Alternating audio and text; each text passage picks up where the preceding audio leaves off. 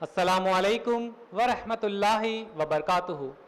میں عبدالرزاق اس پروگرام کا ناظم ہونے کی حیثیت سے آج بتاریخ 1 جون 2019 26 رمضان 1440 ہجری کو شیخ اسلام مدنی حفیظہ اللہ کا اور آپ تمام مرد و خواتین کا آج کے ہمارے اس پروگرام میں تہہ دل سے خیر مقدم کرتا ہوں۔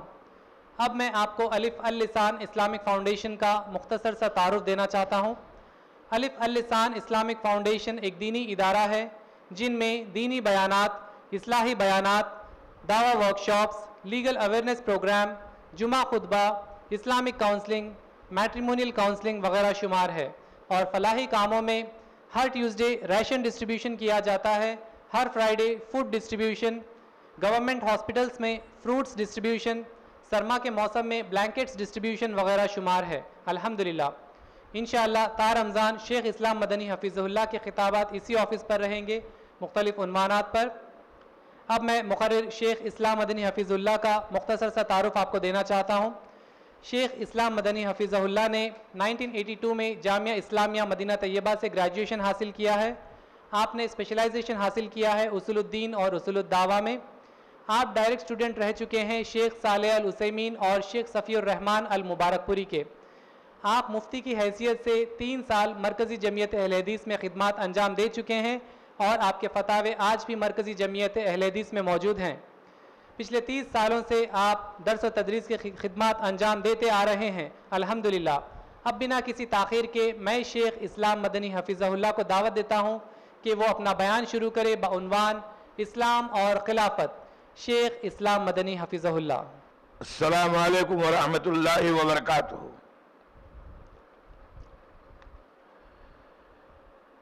ان الحمد للہ نحمده ونستعینه ونستغفره ونعوذ باللہ من شرور انفسنا ومن سیئات اعمالنا ومن يهده الله فلا مضل له ومن يضلل فلا هادي له واشهد ان لا اله الا الله وحده لا شريك له واشهد ان محمدا عبده ورسوله يا ايها الذين امنوا اتقوا الله حق تقاته ولا تموتن الا وانتم مسلمون يا ايها الناس اتقوا ربكم الذي خلقكم من نفس واحده وخلق منها زوجها وبث منهما رجالا كثيرا ونساء واتقوا الله الذي تساءلون به والارحام ان الله كان عليكم رقيبا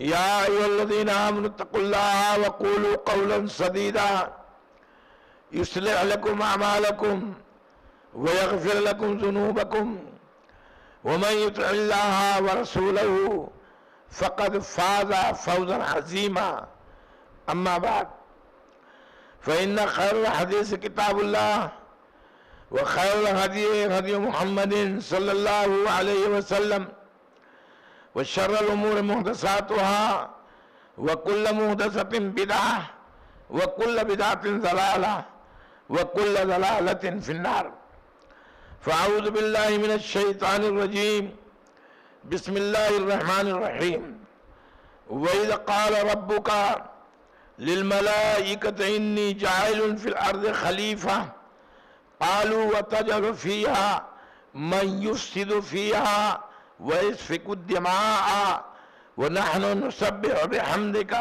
ونقدس لك قال إني أعلم ما لا تعلمون۔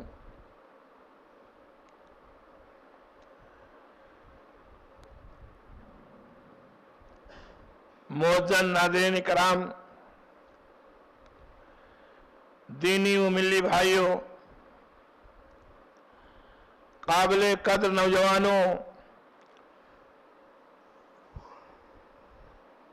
عزیز بچوں اور پردہ نشین اسلامی ماں اور بہنوں،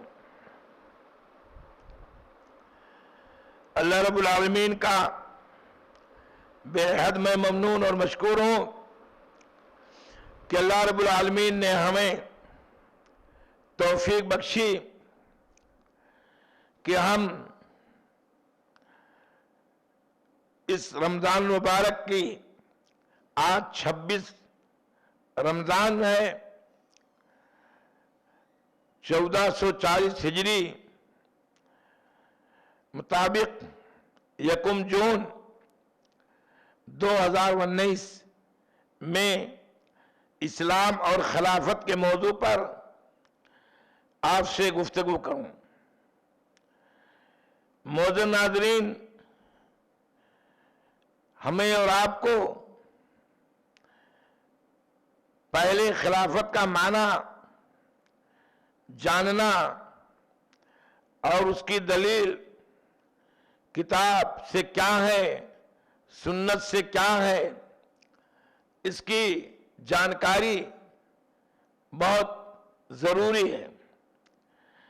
خلافت کا عربی زبان میں نیابت کے معنی میں مستعمل ہے۔ قرآن میں اللہ رب العالمین نے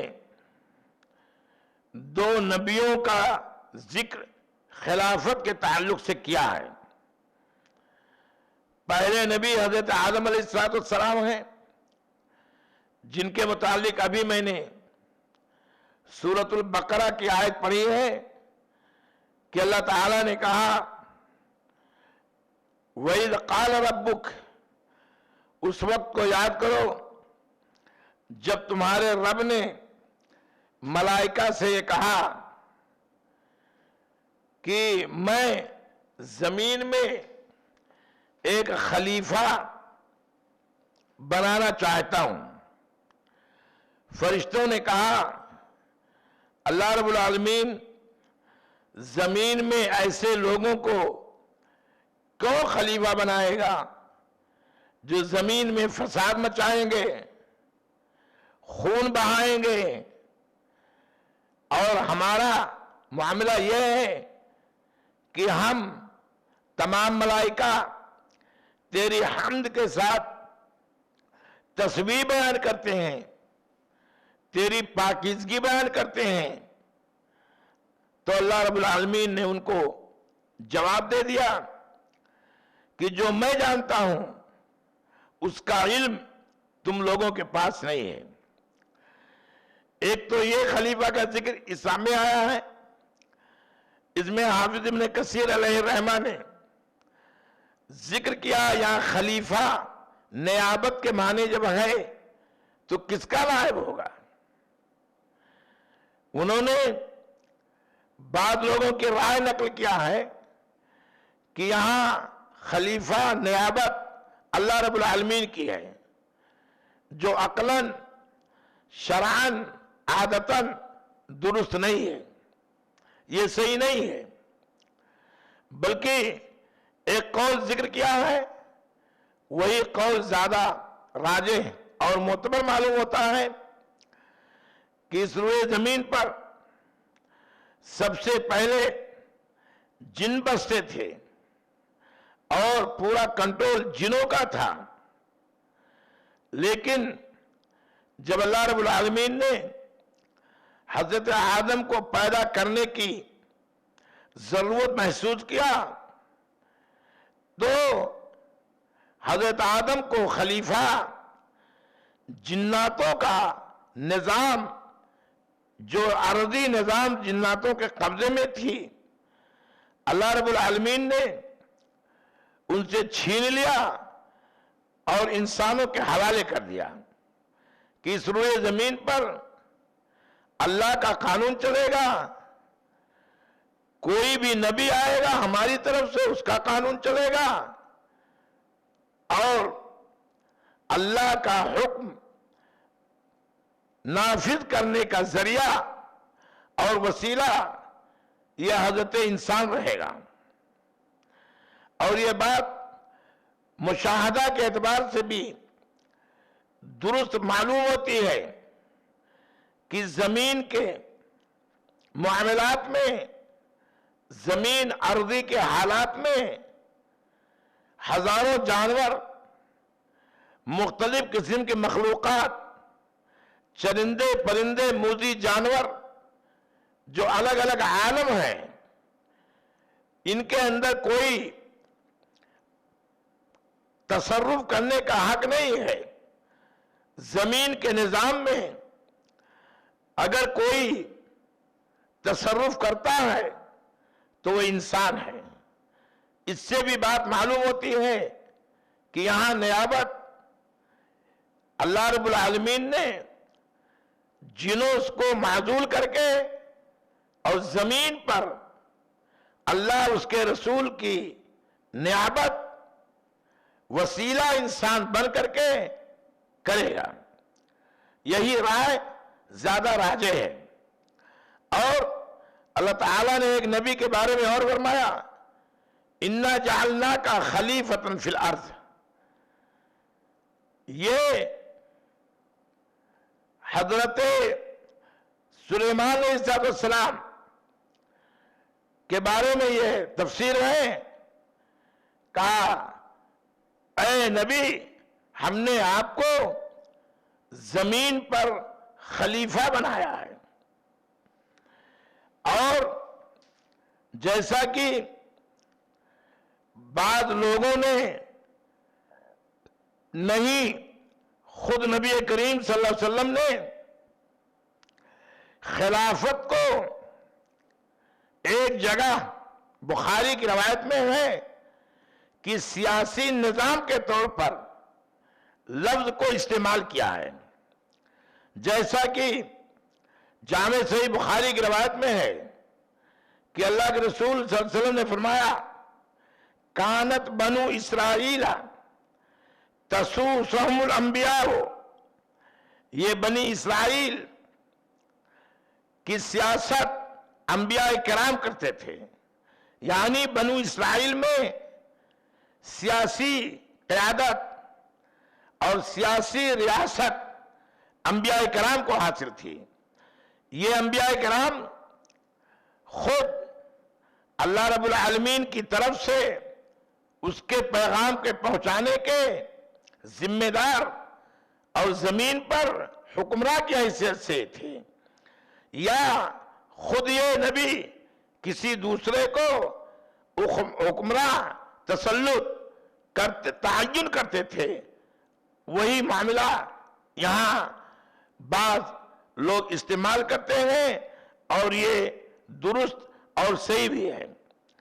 اور یہ بات قرآن میں ذکر بھی ہے کہ بنی اسرائیل کے حکمرانوں نے جب ظلم و زیادتی کیا اور ایک جابر بادشاہ جس کا نام جالوت تھا وہ بنی اسرائیل میں پیدا ہوا اور بڑی زیادتیاں کیا, زمین پر بڑا فساد مچایا. تو بنی اسرائیل کے لوگوں نے اس وقت جو نبی تھے سمعول کے نام سے ان سے درخواست کی کہ آپ اس ظالم بادشاہ کے لیے کسی کو آپ متعین کر دیجئے کہ اس کے ساتھ ہم جہاد کر کے اسے حق اور شانتی کی دعوت دے کر اس کے ظلم کو ختم کریں. چنانچہ اللہ رب العالمین نے طالوت ایک بڑا انصاف پر بادشاہ اس کو بھیجا اور اس نبی کی رہنمائی اسے حاصل تھی اور اس نے باقاعدہ جالوت سے جہاد کیا اور غلبہ پا گیا. اور اس کی تفصیل قرآن مجید میں تفصیل کے ساتھ موجود ہے. معزز ناظرین کرام, لیکن نبی کریم صلی اللہ علیہ وسلم کی ایک حدیث اور بھی ہے. آپ نے فرمایا کہ ستکون بعدی خلفاء, میرے بعد بہت سارے خلفاء آئیں گے, خلفاء پیدا ہوں گے. حضرت ابو بکر صدیق خلیفہ اول ہیں, اس کے بعد حضرت عمر بن خطاب خلیفہ دوم ہیں. لیکن عمر بن خطاب کے دور میں حضرت عمر بن سعد رضی اللہ تعالیٰ عنہ نے انہیں امیر المومنین کے لقب سے منقب کر دیا اور اسی دن اور اسی تاریخ سے تمام لوگوں کو، خلفاء کو، ابو بکر و عمر عثمان و علی، حسن و حسین، یہ سارے جو خلفاء ہیں، ان کا ذکر جب کیا جاتا ہے تو بجائے خلیفہ کے نام دینے کے ان کو امیر المومنین کے نام سے یاد کیا جاتا ہے۔ میرے بھائیوں، ناظرین کرام، امیر المومنین کے تعلق سے سورہ نور میں بھی اللہ رب العالمین نے ایک آیت نازل فرمائی ہے۔ مسلمانوں کو کہا کہ لوگوں، زمین میں ہم تمہیں خلیفہ بنائیں گے، ہم نائب بنائیں گے، ذریعہ بنائیں گے، وصول اللہ کا اور اس کے نبی کا رہے گا، جیسے کہ کما استخلف الذین من قبلکم، جیسے ہم نے اس سے پہلے خلیفہ لوگوں کو بنایا اور متعین کیا۔ یہ معاملہ خلافت کے تعلق سے ہے۔ میں آپ کو جامع صحیح بخاری کے حوالے سے حضرت ابو بکر رضی اللہ تعالی عنہ کی خلافت کا ایک تھوڑا پس منظر پیش کرتے ہیں۔ ابھی خلافت یہ عمارت میں کب تبدیل ہوئی؟ آپ کا سعد ابن عمر ابن عاص کی قول سے معلوم ہوتا ہے امیر المومنین وہیں سے عمارت تبدیل ہو چکی تھی لفظ سے۔ معزز ناظرین کرام، دینی و ملی بھائیوں، نبی کریم صلی اللہ علیہ وسلم کی وفات ہوئی، دنیا جانتی ہے، اور امت کے اوپر اس سے بڑا حادثہ نہ کبھی ہوا تھا اور نہ کبھی ہوگا۔ تمام صحابہ کرام پریشان حال ہو گئے، ہوش حواس بہتوں کے بہک گئے، اور حضرت عمر کا تو یہ حال ہو گیا کہ اگر کوئی یہ کہہ دے کہ نبی کی وفات ہو گئی تو اس کا سر اس کے دھڑ سے الگ کر دیں گے۔ یہ بات کہاں تک پہنچ گئی؟ ادھر حضرت عمر بن خطاب کا معاملہ ایک طرف، حضرت ابو بکر صدیق رضی اللہ تعالیٰ عنہ آئے مقام سنہ سے، جب آپ کے موت کی اطلاع ملی حجرہ عائشہ میں تشریف لے گئے، چادر پلٹ دیا، بوسہ دیا اور کہا انکا، اللہ رب العالمین اے نبی آپ کو دو موت سے ہم کنار نہیں کرے گا، گویا کہ انہوں نے آپ کی موت کا اعتبار کر لیا۔ اور اس کے بعد میں خطبہ دیا حضرت ابو بکر صدیق رضی اللہ تعالیٰ عنہ نے، بڑا جامع خطبہ، آج بھی تاریخ میں وہ نقش ہے اور ثبت ہے۔ انہوں نے ایک آیت پڑھی انک میت وانہم میتون، سارے انبیاء کرام موت کے گھاٹ اتر گئے، اے نبی آپ کو بھی اس سے دوچار ہونا پڑا۔ اور آپ نے یہ بھی پڑھا محمد الرسول اللہ قد خلت من قبلہ الرسل، آپ نے فرمایا، اللہ تعالیٰ نے فرمایا کہ یہ محمد اللہ کے رسول ہیں، اور یہی نہیں اس سے پہلے بہت سارے انبیاء کرام گزر چکے ہیں۔ صحابہ کرام کو فرمایا اگر یہ نبی ہمارا مر جائے، وفات کے گھاٹ اتر جائے، تو کیا تم اسلام سے مرتد ہو جاؤ گے، پلٹ جاؤ گے؟ میرے بھائیوں، جب یہ خطبہ سنا تو لوگوں کو یقین ہو گیا نبی کریم صلی اللہ علیہ وسلم کی وفات ہو چکی۔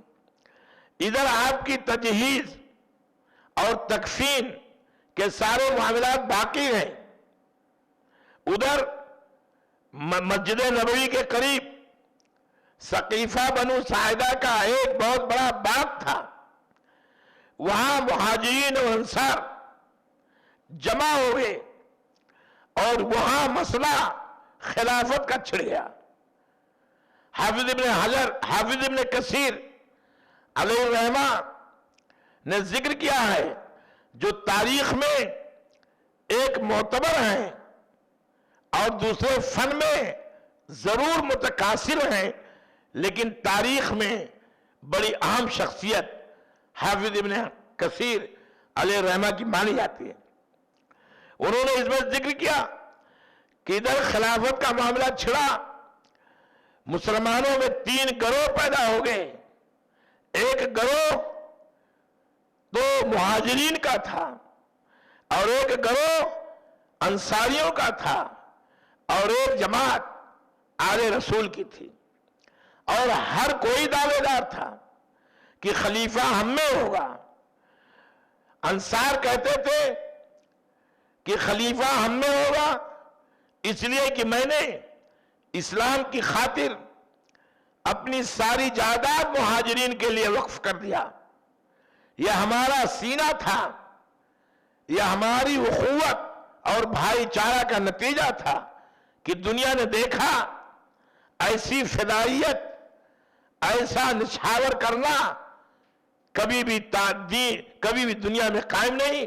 ہم نے اپنی بیویوں میں بھی ان کو حصہ دے دیا، اس لیے آج جب خلافت کا معاملہ ہے تو خلیفہ ہم میں یا امیر ہم میں ہونا چاہیے۔ مہاجرین کا بھی دعویٰ صحیح تھا، وہ کہتے تھے ہم نے اسلام ہی کی خاطر مکہ کی گلیوں کو چھوڑا، مکہ کی جائیداد کو چھوڑا، مکہ کے باغات کو چھوڑا، مکہ کے رشتہ داروں سے قطع تعلق ہو گیا اور مدینہ میں مہاجر کی حیثیت سے آ گئے۔ اس لیے آج خلیفہ ہم میں ہونا چاہیے۔ آل رسول حضرت علی، حسن اور حسین کا ایک گروہ تھا۔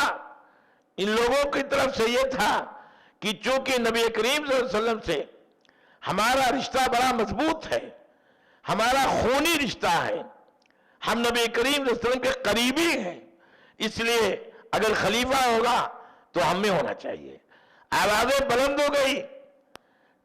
زمانے جاہلیت ایسا لگ رہا تھا کہ زمانے جاہلیت لوٹ آئی ہے، بڑا شور ہنگامہ ہو گیا۔ لوگوں نے جا کر کے بتایا، حضرت ابو بکر کو اطلاع دیا، حضرت عمر کو اطلاع دیا کہ آپ یہاں مصروف ہیں، ادھر مدینہ میں بڑا ہنگامہ، اور یہ بھی ممکن ہے کہ ابھی تلواریں نکل جائیں اور مدینہ کی گلیاں خون سے رنگین ہو جائیں۔ تاریخ میں رکھا ہے دونوں شخصیتیں آتی ہیں، حضرت ابو بکر رضی اللہ تعالیٰ عنہ خطبہ دیتے ہیں اور لوگوں سے پوچھتے ہیں کہ اگر خلیفہ کے تعلق سے کسی کو کوئی حدیث یاد ہو یا نبی نے کبھی اشارہ کیا ہو تو بتائیں۔ اس میں ایک صحابی کھڑے ہوتے ہیں اور کہتے ہیں ابو بکر مجھے یاد ہے اللہ کے نبی نے فرمایا تھا الائمۃ من قریشن، امام یا خلیفہ قریشی خاندان کا ہوگا۔ بہت خوشی کی بات ہو گئی، ایک حدیث مل گئی اور وہی حدیث بنیاد بن گئی۔ حضرت ابو بکر نے کہا حضرت عمر سے کہ آپ قریشی خاندان کے ہو، لائیے میں آپ کے ہاتھ پر بیعت کرتا ہوں۔ لیکن عمر بن خطاب بڑے جانکار اور بڑے سیاسی امور میں ماہر، حادثے سے ضرور پریشان ہوئے، لیکن فوراً محل حضرت ابو بکر صدیق کا ہاتھ کھینچا اور بیعت کر لیا، اور وہاں جتنے انصار اور جتنے مہاجرین اور جتنے آل رسول جو مختلف فرقوں میں بٹے ہوئے تھے، سارے کے سارے لوگ باتفاق رائے حضرت ابو بکر صدیق رضی اللہ تعالی عنہ کے ہاتھ پر بیعت کر لیا۔ حضرت علی رضی اللہ تعالی عنہ نے بیعت تو نہیں کیا، انکار نہیں کیا، لیکن بیعت بھی نہیں کیا۔ اب ان کے دل میں کوئی بات تھی۔ بعد میں حضرت فاطمہ کے انتقال کے بعد، اللہ کے رسول کے انتقال کے ٹھیک 6 مہینہ بعد حضرت فاطمہ رضی اللہ تعالی عنہا کا انتقال ہو گیا، آپ کی وفات ہوئی۔ حضرت علی رضی اللہ تعالیٰ عنہ 6 مہینے تک حضرت ابو بکر کی خلافت کو تسلیم نہیں کرتے تھے، لیکن ان کے انتقال کے بعد جب حضرت علی نے دیکھا کہ لوگوں کا رجحان میری طرف سے ہٹ رہا ہے اور مجھے لوگ ناپسند کر رہے ہیں، تب انہوں نے سوچا کہ اب ابو بکر کی خلافت پر، ان کی امارت اور سیادت پر ہمیں بیعت کر لینا چاہیے۔ چنانچہ حضرت علی رضی اللہ تعالیٰ عنہ نے حضرت ابو بکر کو سے درخواست کی کہ آپ تشریف لائیں۔ حضرت عمر کو جب معلوم ہوا تو آپ نے کہا ابو بکر اکیلے نہیں جانا، میں بھی ساتھ میں چلوں گا۔ حضرت علی کی رائے یہ تھی کہ حضرت عمر کو ساتھ نہ لائیں۔ حضرت ابو بکر نے کہا میں جاؤں گا، اکیلے جاؤں گا، مجھے دعوت ملی ہے، میں جاؤں گا۔ یہ چیزیں جو میں بیان کر رہا ہوں یہ جامع صحیح بخاری کے حوالے سے موجود ہے، آپ اس کو دیکھ سکتے ہیں، اور نہیں آپ رجوع کر سکتے ہیں۔ ناظرین کرام سے گزارش ہے کہ کوئی بھی مسئلے پر ان کو جو شک کی سوئی گھومے تو ضرور مراجعہ کریں اور ہمارے علم میں اضافہ کریں۔ حضرت ابو بکر پہنچ گئے، حضرت علی رضی اللہ تعالیٰ عنہ، حضرت ابو بکر موجود ہیں۔ حضرت علی رضی اللہ تعالیٰ عنہ نے فرمایا کہ ابو بکر، جو تمہاری منقبت ہے، جو تمہاری فضیلت ہے، اللہ کے رسول نے بیان کیا ہے، وہ میں اس کی قدر کرتا ہوں، میں اس کو مانتا ہوں، الحمدللہ، اس میں کوئی بات نہیں ہے، لیکن مجھے ایک تکلیف تھی تم سے۔ وہ تکلیف یہ تھی کہ معاملہ خلافت کا تھا، امارت کا تھا، میں سوچتا تھا کہ بغیر میری رائے کے یہ معاملہ طے نہیں ہوگا، کیونکہ میں اللہ کے رسول سے نسبی اعتبار سے قریب ہوں اور رشتہ کے اعتبار سے بھی بہت زیادہ قریب ہوں، لیکن مجھ کو کسی نے کوئی ایک خبر بھی نہیں بھیجوائی، اس لیے میرے دل میں ایک ملال تھا، اور وہ ملال آج ختم کرتا ہوں، اور میری خواہش ہے کہ ہاتھ بڑھاؤ اور میں بیعت کرتا ہوں۔ حضرت ابوبکر صدیق رضی اللہ تعالیٰ عنہ زارو قطار رونے لگے اور کہا علی، تمہاری فضیلت، آل رسول کی فضیلت، آل رسول کی محبت یہ عین ایمان ہے۔ اگر آل رسول سے کوئی بغض رکھتا ہے، کوئی دشمنی رکھتا ہے، تو وہ دائرہ ایمان میں نہیں ہے، وہ خارج ہے۔ میں آل رسول کو اپنے خاندان پر اور اپنے رشتہ داروں پر ترجیح دیتا ہوں۔ چنانچہ اور حضرت علی نے کہا ظہر کی نماز آپ پڑھیں، ادا کریں یہاں، اور ظہر کے بعد ہم آپ کے ہاتھ پر بیعت کریں گے۔ معاملہ ظہر کے بعد بیعت ہو گئی اور معاملہ طے ہو گیا۔ اب طے ہونے کے بعد یہ سب معاملات چلے۔ یہ خلافت کا ایک چھوٹا سا میں نے جھلک آپ کے سامنے پیش کر دیا ہے۔ اب اس کے بعد میں حضرت ابو بکر نے حضرت عمر کو نامزد خلیفہ بنا دیا، بلکہ ایک صحابی نے اعتراض بھی کیا کہ آپ ایسے سخت دل آدمی کو خلیفہ بنا رہے ہیں، عوام کیا کہے گی، عوام کی بڑی شکایتیں ہوں گی۔ انہوں نے کہا کہ میں اللہ کے سامنے کہہ دوں گا کہ اللہ، سب سے منصف اور سب سے عادل آدمی کا میں نے انتخاب کیا ہے خلیفے کے لیے، وہ حضرت عمر ہیں۔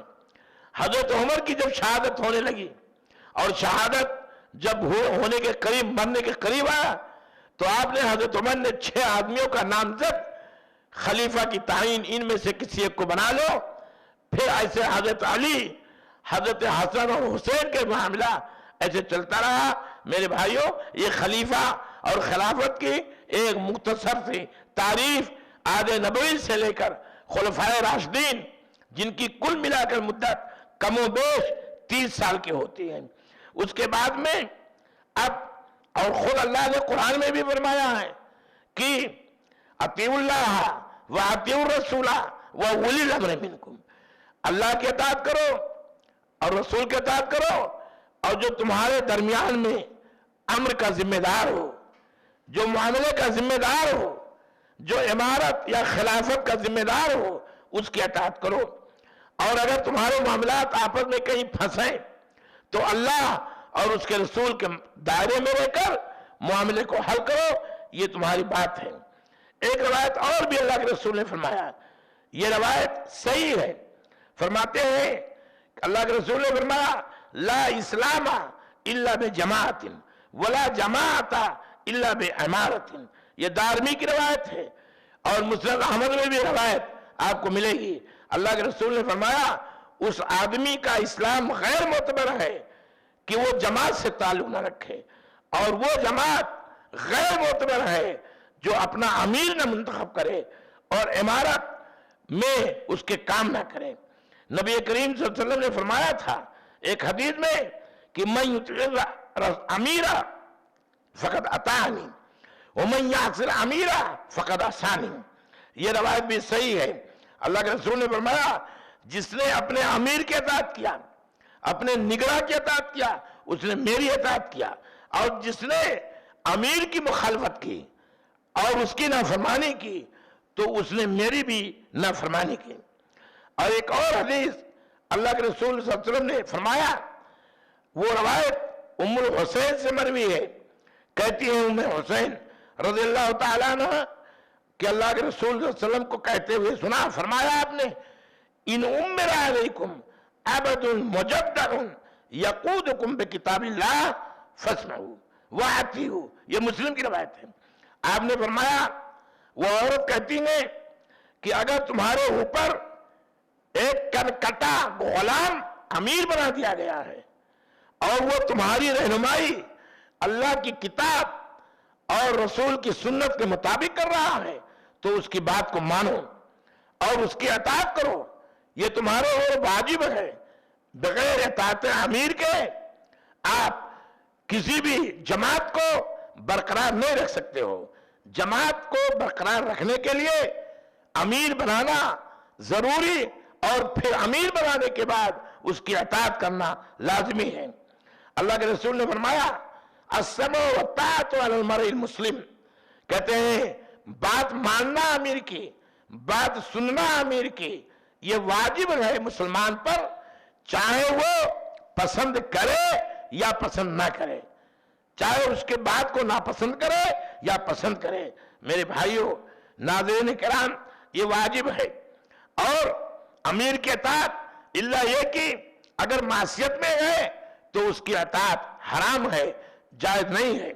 جامع صحیح بخاری میں ہے حضرت ابو حذیفہ السہمی رضی اللہ تعالیٰ عنہ کو اللہ کے رسول نے ایک لشکر کا امیر بنا دیا اور بھیجا اور کہا اس امیر کی اطاعت کرنا، اس کی فرما برداری کرنا، جو یہ کہے اسے مان لینا.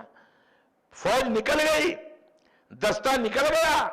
نبی کریم صلی اللہ علیہ وسلم نے وصیت کر دیا تھا.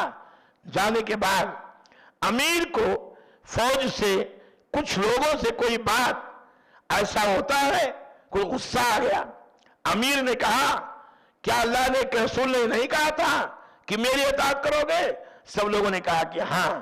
کہا میں حکم دیتا ہوں لکڑی کا اکٹھا کرو اور اس کے بعد میں لکڑی میں آگ لگا دو، اور آگ لگانے کے بعد تمام کو حذیفہ نے حکم دیا کہ اس آگ میں کود جاؤ. صحابہ کرام دنگ رہ گئے، پریشان حال ہو گئے. ہر صحابی ایک دوسرے کی طرف دیکھتا تھا. کیا معاملہ ہو گیا؟ ایسا غصہ کون سا ہو گیا کہ آگ میں کودنے کا حکم امیر دے رہا ہے اور امیر کے اطاعت واجب ہے. ناظرین کرام کہتے ہیں صحابہ کرام اپنے دلوں میں سوچنے لگے کہ ہم تو آگ سے بچنے کے لیے نبی کے اوپر ایمان لائے ہیں، اللہ کی کتاب پر ایمان لائے ہیں، اور ہمارا امیر دنیا ہی میں تعذیب بالنار آگ کا عذاب دے رہا ہے. یہ معاملہ تمام صحابہ کرام میں سکوت طاری ہو گیا اور ایک دوسرے کو دیکھتے دیکھتے آگ بھی بجھ گئی اور امیر کا غصہ بھی بجھ گیا، ختم ہو گیا. نبی کریم صلی اللہ علیہ وسلم کے پاس مقدمہ پہنچا. نبی کریم صلی اللہ علیہ وسلم کو جو معلوم ہوا تو آپ نے فرمایا واللہ اللہ کی قسم کہتا ہوں اگر تم لوگ آگ میں چلے جاتے تو قیامت تک آگ میں رہتے. گویا کہ آپ کے کہنے کا مقصد یہ تھا کہ امیر کی اطاعت جب تک اللہ کی کتاب اور رسول کی سنت کے مطابق دے تب تک ماننا ہے. معصیت میں امیر ہو، والدین ہو، کوئی بڑا سے بڑا آدمی ہو، اگر معصیت کرتا ہے تو اس میں ہرگز ضروری نہیں ہے بلکہ اس کا حکم نہ ماننا یہ لازم ہے، اور یہی ہے اللہ کے رسول صلی اللہ علیہ وسلم نے ایک حدیث میں فرمایا، بڑی اہم حدیث ہے اور روایت صحیح ہے، مسلم کی ہے، کہا تم میں سے کوئی آدمی اگر اپنے امیر کے اندر کوئی عیب پاتا ہے، کوئی چیز پاتا ہے جسے وہ ناپسند کرتا ہے، تو اس آدمی کو چاہیے کہ صبر کریں اور اس کو زیادہ کریٹ کر جماعت کا شیرازہ ختم نہ کریں، جماعت کو بانٹ نہ دے اور جماعت میں اختلاف نہ پیدا کر دے۔ اگر کوئی ایسا کرتا ہے تو اللہ کے رسول نے فرمایا کہ اگر جماعت میں افتراق اس ایک آدمی کی بنا پر اگر ہو گیا، جماعت تشدد کا شکار ہو گئی، اختلافات کی شکار ہو گئی، تو یاد رکھو وہ جاہلیت کی موت مرے گا اور قیامت کے دن اسے عذاب سے دوچار ہونا پڑے گا۔ اتنی سختی کے ساتھ اللہ کے رسول صلی اللہ علیہ وسلم نے لوگوں کو بتایا۔ ناظرین کرام، اجتماعی زندگی کے لیے، اجتماعی معاشرہ کے لیے ایک امیر کا ہونا واجب ہے۔ بغیر امیر کے بالکل اجتماعی زندگی، سوشل زندگی بغیر امیر کے نہیں چل سکتی ہے۔ اللہ رب العالمین نے فرمایا کہ وَاعْتَصِمُوا بِحَبْلِ اللَّهِ جَمِيعًا، اللہ کی رسی کو سب مل کر کے مضبوطی کے ساتھ پکڑ لو اور آپس میں اختلاف نہ کرو۔ تو حبل اللہ سے مراد کتاب و سنت اور اجتماعی زندگی میں جینے کے لیے امیر کی اطاعت بھی اسی میں شامل ہے۔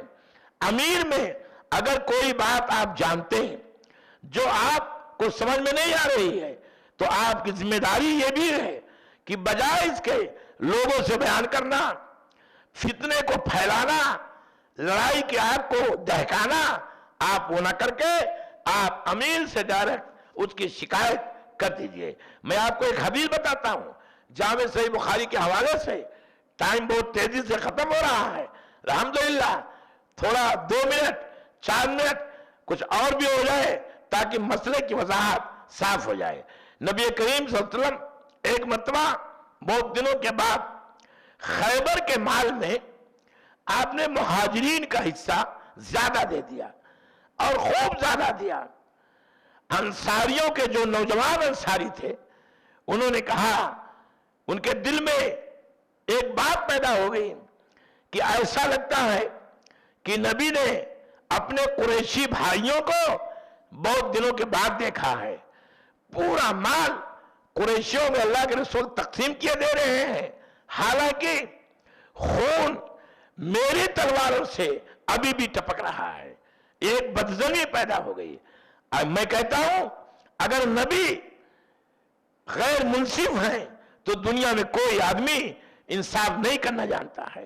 وہ آپ نے دلجوئی کے لیے اور آپ نے تسلی کے لیے اور قبر سے قریب ہونے کی بنا پر ٹھہراؤ اور جماؤ کے لیے آپ نے ان مہاجرین کو حصہ دیا۔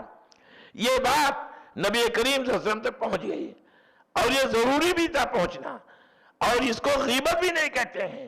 جو آدمی یہ بات امیر کے تعلق سے کوئی بات سنے، خلیفہ کے تعلق سے کوئی بات سنے، تو اسے چاہیے کہ امیر تک اسے پہنچائے، اس آدمی ذمہ دار تک اسے پہنچانا چاہیے تاکہ اس کا فوراً علاج ہو جائے، ورنہ یہ ناسور بن جائے گا، یہ کینسر بن جائے گا اور جماعت کی اجتماعیت کو، سماج اور معاشرہ کی اجتماعیت کو ایک دم ٹھکانے لگا دے گا اور دلوں میں نفاق، شقاق اور دشمنی کی بنیادیں مضبوط ہو جائیں گی اور دل کا جوڑنا مشکل ہو جائے گا۔ اللہ کے رسول صلی اللہ علیہ وسلم کو یہ بات معلوم ہوئی، آپ کو بڑا صدمہ ہوا، یقیناً صدمہ کی بات بھی تھی، گویا کہ کنبہ پروری کا الزام لگ گیا نبی کے اوپر۔ آپ صلی اللہ علیہ وسلم نے حکم دیا کہ ایک خیمہ بنایا جائے اور اس خیمے میں انصاری جتنے لوگ ہیں ان کے علاوہ کوئی ایک آدمی بھی اس خیمے میں نہ رہے۔ نبی کا حکم تھا، خیمہ تیار کیا گیا، انصاریوں کو بلایا گیا اور اس میں انصاریوں کے علاوہ کوئی نہیں تھا۔ نبی کریم صلی اللہ علیہ وسلم تشریف لے گئے اور آپ نے کہا کہ ایک بات مجھے معلوم ہوئی ہے جو مجھے بڑی تکلیف دہ ہے، میں تڑپ گیا ہوں، بتاؤ کیا تم میں سے किसी ने यह भी कहा है कि नबी माल गनीमत मुहाजिरीन अपने भाई कुरैशियों को दे रहे हैं, हालांकि खून मेरी तलवारों से टपक रहा है। बड़े बड़े जो अंसार थे, जो सुन्न रसीदा थे, उन्होंने कहा अल्लाह के रसूल ये बात हम में से किसी बड़े ने नहीं कहा है, लेकिन यह बात नौजवानों में आई है और नौजवानों ने यह बात कही है। अल्लाह के रसूल सल्लल्लाहु अलैहि वसल्लम को तस्दीक हो गई। तमाम नौजवान वहां बैठे थे और जिन्होंने कहा था वो सारे के सारे लोग थे। अल्लाह के रसूल ने एक खुतबा दिया और इतनी अच्छी बात बताई, कहा ए अंसारियों, क्या तुम्हें ये बात अच्छी नहीं लगती कि मुहाजिरीन अपने घरों को वापस हो मालो मता के साथ, जायदाद के साथ, माले गनीमत के साथ वो माल लेकर के जाए, और तुम इस बात से खुश नहीं हो कि तुम्हारे घरों में माल नहीं, तुम्हारे साथ मैं जाऊं। अल्लाह अकबर, कितना अच्छा और बेहतरीन मोहब्बत की बात थी। अंसारियों ने कहा अल्लाह के रसूल अगर आप मेरे साथ हैं, मेरे घर हमें माल नहीं चाहिए। फौरन माफी तलाफी मामला तय हो गया। तो ये एक बात कभी भी रोड़ा ना बनने पाए, वरना जमात और जमीयतें तबाह और बर्बाद हो जाएगी। इसीलिए इमाम इब्न तैमिया अलैहिर्रहमा ने एक बात नकल की है, वो इसलिए मैं नकल कर रहा हूं कि वो जमात की पॉलिसी वो किताब और सुन्नत के मुवाफिक है, इसलिए नहीं नकल कर रहा हूं कि अल्लामा इब्न तैमिया के मुक़ल्लिद हैं हम, या वो बड़े आदमी हैं, या उनकी बात हमारे लिए काबिल कबूल है। ऐसी बात नहीं है।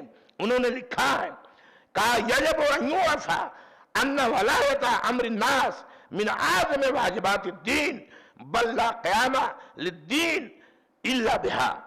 बड़ी अहम बात उन्होंने कह दिया, कहा हर मुसलमान पर, हर आदमी पर वाजिब है कि वो पहचाने कि लोगों के मामलात का जिम्मेदार कौन है, और ये दीन के वाजिबात में से है। बल्कि ये कहिए कि दीन बगैर अमरे अमीर के ये कायम नहीं हो सकता है। तो गोया कि मालूम यह हुआ कि हर आदमी जिम्मेदार है अमीर की अताअत करने का, और अमीर की अताअत के बगैर कोई चारा और कोई मामला नहीं है। अगर अमीर नहीं रहेगा तो बात नहीं होगी, तय नहीं होगी। अल्लाह रब्बुल आलमीन ने कुरान में भी इसकी तरफ इशारा किया है, कहा लस्तुम अला शैइन, तुम्हारा मामला किसी चीज पर नहीं होगा, हत्ता तुकीमू तौराता वल इंजीला, यहां तक कि तुम तौरात और इंजील पर कायम हो जाओ, उसको कायम करो। वमा उनज़िला इलैकुम मिन रब्बिकुम, और वो तमाम अहकाम को लागू करो जो तुम्हारे रब की तरफ से नाजिल की गई है। तो नाज़रीन किराम, इतनी ज्यादा ताकीद इस्लाम में समाज के है, सोसाइटी के है, जमात के है। अल्लाह के रसूल ने एक जगह फरमाया यदुल्लाह अल जमाअह, अल्लाह की नुसरत, अल्लाह की मदद उन लोगों पर होती है जो जमात के साथ मिलकर, जो अमीर की अताअत करके समाज को बाकी रखते हैं, मुआशरा में तफरीक और इख्तिलाफ और इंतशार फैले नहीं देते हैं, उन पर अल्लाह की मदद होती है। इसलिए हमें और आपको इस पर का अमल करना वाजिब और जरूरी है। एक हदीस यहां तक आई है, अल्लाह के रसूल ने फरमाया ला यहिल्लु लिसलासतिन यकूनूना बिसलातिन मिनल अर्द इल्ला अम्मिरु अलैहिम अहदहुम। अल्लाह के रसूल ने फरमाया अगर एक जमात में 3 आदमी जा रहे हैं तो उनके लिए जायज ही नहीं है कि वो किसी चटियल मैदान में जाएं या सफर करें, मगर उनमें से एक आदमी उनका अमीर बन हो जाए। इतनी ज्यादा ताकीद है इमारत के ताल्लुक से।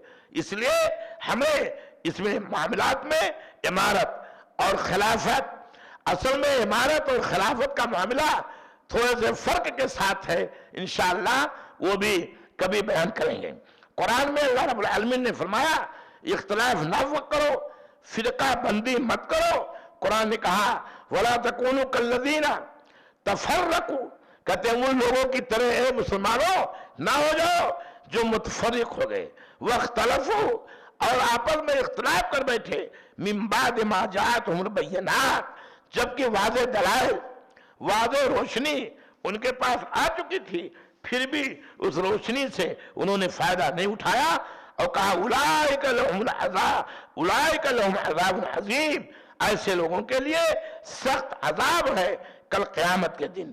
اس لیے ہمیں اور آپ کو اس معاملے میں غور کرنا چاہیے اور فکر کرنی چاہیے۔ معاملہ کوئی بھی ہو، حدیث میں آتا ہے لا طاعت فی معصیت الخالق، اللہ کی معصیت میں مخلوق کی کوئی اطاعت نہیں ہے، خالق کی معصیت میں مخلوق کے اطاعت واجب نہیں ہے، بلکہ ہم نے فرمایا تسمعوا بقیہ اور تمام چیزوں میں جب تک وہ قرآن کے روشنی میں، حدیث کی روشنی میں اور صحیح سنت کی روشنی میں وہ عمل کر رہا ہے تو آپ اس کی بات کو کرو اور اس کی بات پر مانو، اس کے بغیر کوئی چارہ ہرگز نہیں ہے۔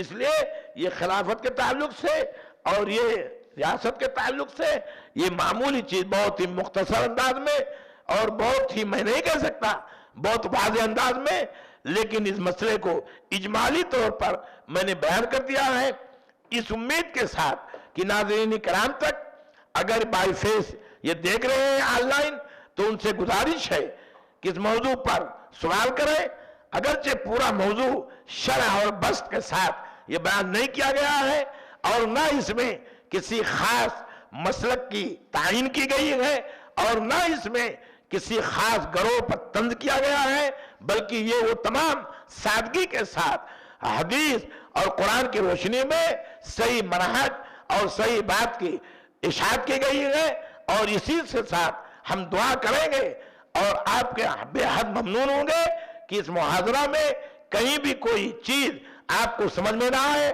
یا آپ کو کسی مسئلے سے اختلاف ہو یا آپ کسی خاص منہج کی تعین کریں تو میرے بھائیوں آپ سوال کر سکتے ہیں۔ الحمدللہ کسی خاص چیز کی طرف نہ چوٹ ہے بلکہ یہ صحیح کتاب و سنت کی طرف سے ایک پیغام ہے، اور بغیر معاشرہ کے، بغیر سماج کے اور بغیر اجتماعی زندگی کے جینا مشکل ہے۔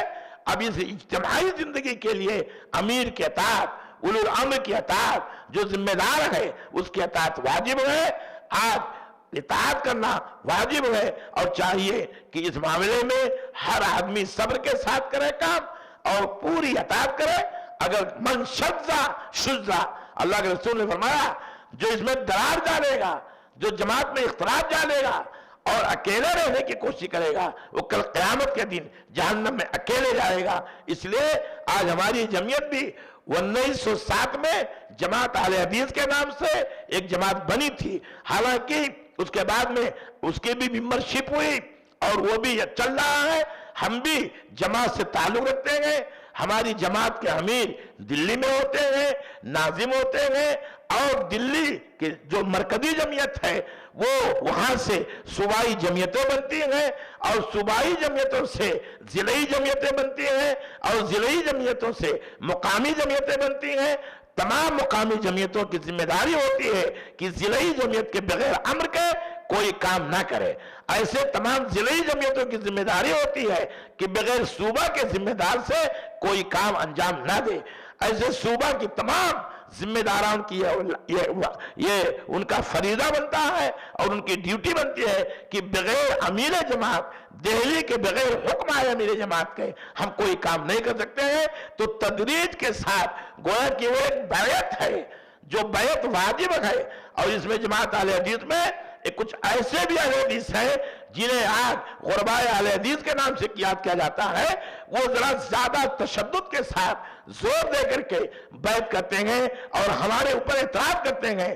اس لیے میرے بھائیوں میں نے اس کی وضاحت کر دینا چاہی تھی کہ ہم بھی اپنے امیر کے ساتھ بیعت کیے ہوئے ہیں، اور پورے ہندوستان میں الحمدللہ جو 1907 سے جماعتی شکل میں جماعت، جبکہ مختلف قوموں میں گروہ بندیاں ہو گئیں، مختلف جماعتوں میں اختلاف ہو گیا اور گروہ بندی تہذب ہوئی، تو ہماری جماعت نے اہل حدیث کے نام سے، اصحاب السنہ کے نام سے، ما انا علیہ و صحابی کے نام سے، اور سلف صالحین اور اسلاف کے نام سے یہ جماعت ایک دھاگے میں پروئی ہوئی ہے، اور الحمدللہ ہم اس نظم کو تسلیم کرتے ہیں اور اس کے مطابق ہمارا عمل ہے۔ ہم کبھی بھی کسی کی بھی مخالفت صوبائی جمعیت، ضلعی جمعیت یا مرکزی جمعیت کے نہیں کر سکتے، یہی ہمارا ہوتی رہا ہے، اس لیے ہم نے آخر میں اس پالیسی کو واضح کر دیا ہے تاکہ لوگوں کے سامنے یہ پیغام جائے۔ اور جماعتوں کے جو ذمہ داران ہیں ان میں جب اختلاف ہوتا ہے تو بڑی تکلیف کی بات ہوتی ہے، اور آج جمعیتوں کا اختلاف جو ہوتا ہے اور اس میں جو ووٹنگ ہوتی ہے اور موجودہ زمانے کے مغربی زمانے کے اس کا جو پریوگ کیا جاتا ہے، استعمال کیا جاتا ہے، وہ بھی غلط ہے۔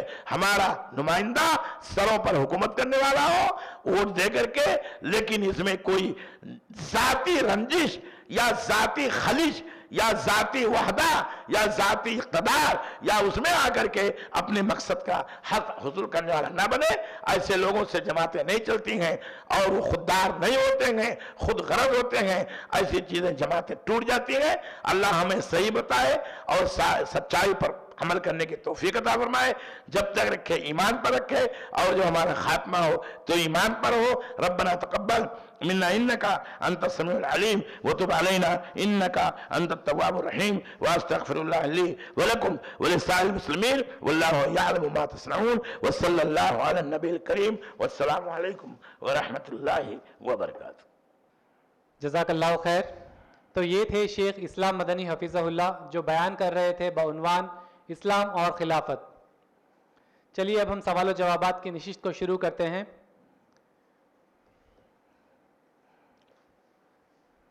سوالات اسلام اور خلافت اس عنوان پر ہی کرنے کی اجازت ہوگی۔ سوال کرنے سے پہلے اپنا نام اور پیشہ بتائیں۔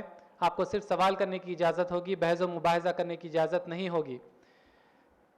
مقرر جواب دیتے وقت درمیان میں مداخلت نہ کریں، اور اگر آپ کوئی جواب سے مطمئن نہ ہو تو مقرر سے پروگرام کے بعد ملاقات کر سکتے ہیں۔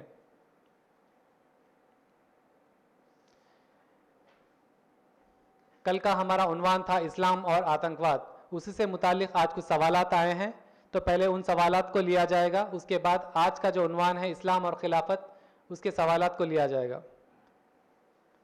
کل کے عنوان سے متعلق ایک سوال آیا ہے، اہل مغرب کے نزدیک دہشت گردی کسے کہتے ہیں؟ اس کی آپ وضاحت کیجئے۔ جزاکم اللہ حسن جزا، اللہ تعالیٰ جزائے خیر عطا فرمائے۔ کل کے مضمون بھی ویسے ہی غیر واضح انداز میں تھوڑا ہوا ہے، تو اب ان سوال سے اس کی تکمیل ہو جائے گی۔ اہل مغرب میں جو اسلام نے ایک پاکیزہ لفظ جہاد استعمال کیا تھا، اور جس کی پوری تفصیل قرآن حکیم میں موجود ہے، سورۃ البراء اور سورہ انفال کی آیتیں ہیں، جس میں جو لوگ مشرک ہیں اور جو لوگ کافر ہیں، ہمارا اسلام کا طریقہ کار یہ ہے کہ پہلے ان سے اسلام کی دعوت دیں، توحید کی دعوت دیں، اور اگر وہ نہ مانیں تو ان سے بہرحال جہاد کرنا جائز ہے۔ لیکن اہل مغرب نے اس کو افواہ پھیلا دیا اور یہ کہا اسلام ایک فوضا ہے، اسلام ایک افراتفری ہے کا نام ہے، اور اسلام یہ جہادی کا نام ہے۔ اور اب تو مسئلہ لفظ جہاد کا بھی چل رہا ہے، جیسے اور سارے مسائل چل رہے ہیں۔ ہرگز نہیں ہے، جہاد ایک پاکیزہ لفظ ہے، اور دہشت گردی بغیر کسی جرم کے اور بغیر کسی خطا کے، اس میں عورتوں کو مارنا، معصوم بچوں کو مارنا، بوڑھوں کا قتل عام کر دینا، یہ سب دہشت گردی ہے، اور یہ قطعاً اسلام اجازت نہیں دیتا ہے۔ اللہ کے رسول نے جب بھی کوئی سریہ یا جب بھی آپ کسی غزوہ میں گئے ہیں تو آپ نے خصوصی توجہ فرمائی ہے، دیکھو کسی عورت کے اوپر ہاتھ نہ اٹھانا، کسی معذور آدمی کے اوپر ہاتھ نہ اٹھانا، بوڑھے اور بچوں کو نہ مارنا، یہ اسلام کی دعوت تھی۔ لیکن چونکہ اس فکرے کو ہمارے علماء نے اچھے انداز میں انہیں سمجھایا بھی نہیں، ورنہ یہ ممکن تھا کہ دونوں کے درمیان میں ہمارے برادران وطن اور پوری دنیا کی تحریک وہ عملہ کر سکتی تھی اور توجہ کر سکتی تھی۔ اس میں کچھ ہماری کوتاہی ہے کہ ہم نے اس کو جہاد اور دہشت گردی میں فرق نہیں کیا۔ مغرب والے تو ہمیں ہر قسم کا اور اسی طریقے سے دیتے ہیں تاکہ جو ہے ہم کو بدنام کریں، لیکن دونوں میں فرق ہے. یہ چیز ہے، ذرا تھوڑی سی توجہ کے ساتھ. جزاک اللہ خیر. اگلا سوال آیا ہے، اسلام میں لفظ جہاد سے دہشت گردی کو شامل کر دیتے ہیں، اس کا رد کیسے ہوگا؟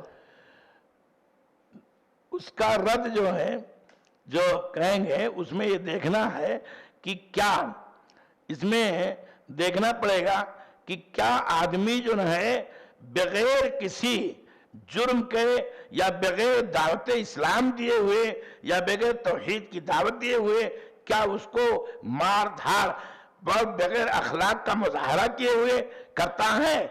آپ کو دیکھنا پڑے گا. اور جہاد کے تمام جہاد بھی کب فرض ہوا ہے اس کی تعلق سے، اور جہاد یہ فرض عین نہیں، فرض کفایہ بھی ہے. اس لیے اس کے تعلق سے ہمیں غور فکر کرنا پڑے گا کہ بعض چیزیں جہاد ارہاب کی یا دہشت گردی کی ہے، دشمنوں کو ڈرانا اور ان کے ظلم پر ڈرانا. جب وہ ظلم کرتے ہیں تو ان کو ڈرانے کے لیے اسلام اجازت دیتا ہے. اور کیا ترحبون بہ عدو اللہ، اللہ کے بندوں کو جو بہت زیادہ باغی ہو چکے ہیں ان کو ڈرانا چاہیے، اور بغیر کسی خطا کے اور بغیر کسی گناہ کے. اور عدوان اس کا افراد پر یا جماعت پر یا دولہ یا کنٹریز اور شہروں پر ہے، یہ غلط ہے. جب اس کی عزت، اس کا مال اور اس کی عقل اور اس کا دین محفوظ نہ رہے تو سمجھو یہ دہشت گردی ہے. اور اگر اس کا مال اور اس کا خون اور اس کی عقل اور اس کی عزت آبرو اگر محفوظ رہتی ہے جیسا کہ لوگوں نے تعریف کیا ہے دہشت گردی کی، تو وہ جائز ہے. اور کبھی کبھی تخویف بھی دلانا شامل ہے، کبھی کبھی کسی کو تکلیف پہنچانا، کسی کو دھمکی دینا اور بغیر حق کے کسی کو قتل کر دینا، یہ دہشت گردی ہے. اور حق کے ساتھ لڑائی میں تدبیر کے ساتھ تکلیف دینا یہ جہاد ہے، اور یہ ہونا چاہیے. اللہ کے رسول نے فرمایا الحرب خدعہ، جہاد ایک دھوکہ ہے. تو آپ اس کو استعمال کر سکتے ہیں لیکن بغیر کسی حق کے اور بغیر کسی ظلم کے یا بغیر کسی زیادتی کے ایسا کرنا یہ حرام و ناجائز ہے. اور آج بھی اسلام اس کو حرام و ناجائز تصور کرتا ہے. جزاک اللہ خیر. بس اب دوسرا سوال. جی، آج کے عنوان سے متعلق ایک سوال آیا ہے. سوال ہے خلافت اور امارت میں کیا فرق ہے؟ تقریر میں اس بات کی وضاحت کی گئی تھی لیکن پوری طرح سے بات واضح نہیں ہوئی ہے. خلافت میں جغرافیائی تقسیم نہیں ہے، پوری دنیا کا خلیفہ ایک ہی ہوگا. اور حضرت ابوبکر صدیق، حضرت عمر اور فاروق اور جتنے خلفائے راشدین تھے ان کی خلافت پوری دنیا کے لیے تھی، شام، عراق، کویت، بصرہ، ہر جگہ کے لیے. اور امارت جو ہے، جب امارت میں یہ خلافت تبدیل ہوئی ہے تو امارت خاص جغرافیائی تقسیم کی وجہ سے ایک امیر، اللہ کے رسول صلی اللہ علیہ وسلم نے بھی امیر بنا کر کے بھیجا. حضرت معاذ بن جبل کو تو صرف یمن میں تھے، اور ایسے ہی کسی کو بصرہ، کسی کو کوفہ یا کسی کو ایک لشکر کے اوپر امیر بنا کر کے بھیجا. تو یہ مخصوص ہوتا ہے. اور خلیفۃ المسلمین جسے امیر المومنین کا بھی لقب حضرت عمر بن عاص رضی اللہ تعالیٰ عنہ نے دے دیا ہے، لیکن وہ خلیفۃ المسلمین ہے. خلیفہ پوری دنیا میں رہے گا. آج کے دور میں اور آج موجودہ اس ڈیٹ میں خلافت کا تصور نہیں کیا جا سکتا ہے. اگر آپ عہد ماضی دیکھیں گے، نبی کریم صلی اللہ علیہ وسلم کے زمانے کے بعد کی زندگی، تب وہاں خلیفہ آپ تصور پائیں گے اور پوری دنیا کے لیے تھا. اور امیر جو ہے ایک خاص خطے کا ذمہ دار ہوتا ہے، سب کا نہیں ہوتا ہے.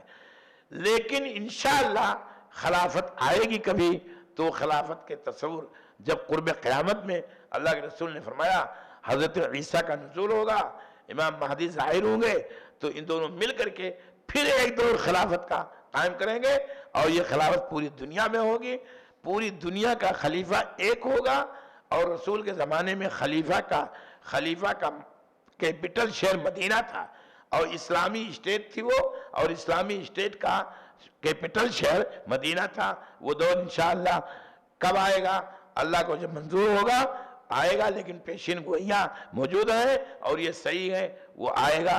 امارت میں، اب امارت میں کئی قسمیں ہیں موجودہ زمانے کے اعتبار سے، امارت میں کئی قسمیں ہیں۔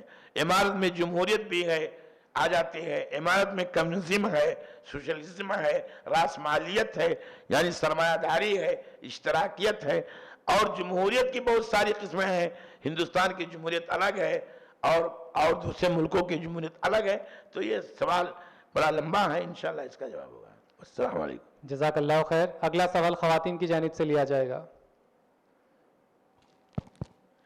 السلام علیکم ورحمۃ اللہ وبرکاتہ۔ آپ کی آواز آ رہی ہے، سوال کریے۔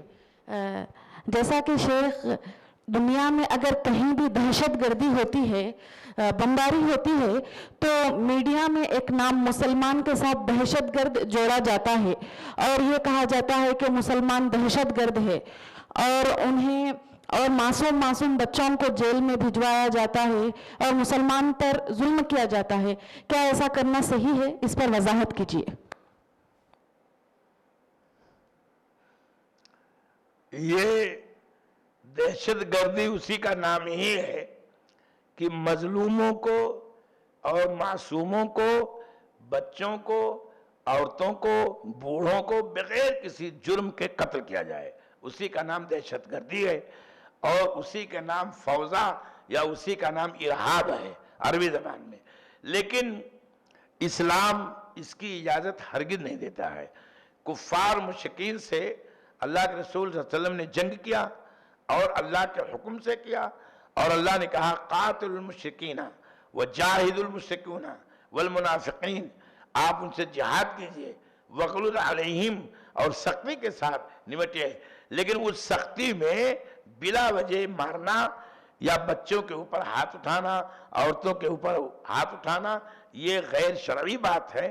اب کرنے کو دنیا نبی کی بعثت سے بہت دور ہے، کریں گے جرم اپنا اور مسلمانوں کے اوپر تھوپ دیتے ہیں، یہ ان کے اعمال کی وجہ سے ممکن ہے، لیکن یہ کرنا تو غلط ہے۔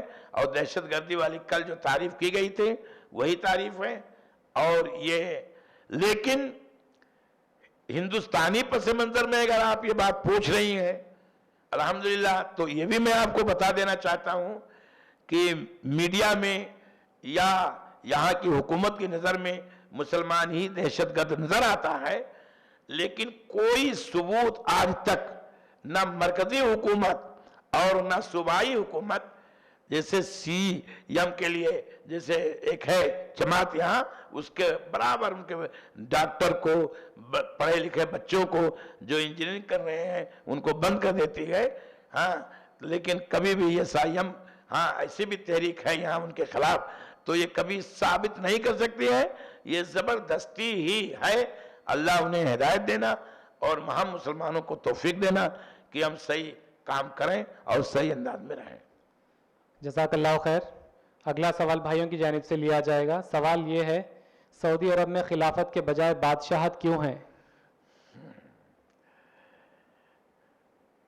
اصل میں یہ اسلام میں بادشاہت تو جائز ہی نہیں ہے نمبر 1 پر، اور سعودی عربیہ یہ مسلمانوں کا ملک ہے، اسلامی ملک تو ہے نہیں۔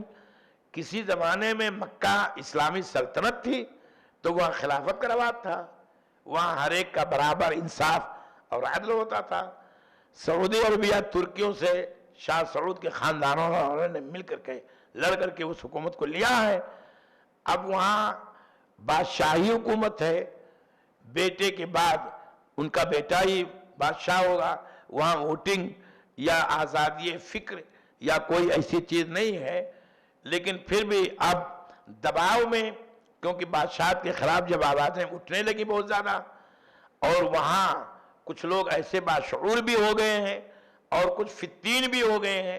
باشعور تو کم لوگ ہیں، لیکن فتنہ بچانے والی وہاں کچھ لوگ ایسے پہنچ گئے ہیں، تو وہ اب بادشاہت کے خلاف آوازیں اٹھاتے ہیں۔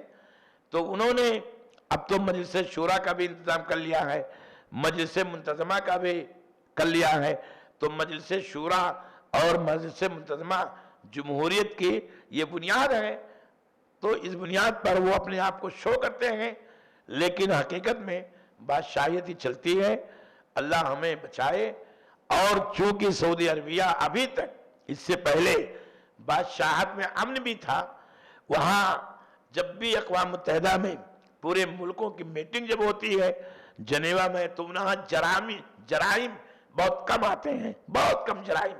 اسی لیے بادشاہت ہونے کی بادشاہت نام تھا غلط، لیکن کام وہاں اچھا ہوتا تھا۔ لیکن اب تو حالات اور زیادہ بد سے بدتر ہوتے جا رہے ہیں۔ اللہ تعالیٰ سے دعا ہے کہ اللہ تعالیٰ حرمین شریفین اور آل سعود کی حفاظت فرمائے، اور ان سے وہی کام لے جو اللہ راضی ہو تو، اور وہ بادشاہت لاکھ جمہوریتوں سے بہت زیادہ بہتر تھی، اور اس کی ستائش پوری دنیا میں ہوئی ہے۔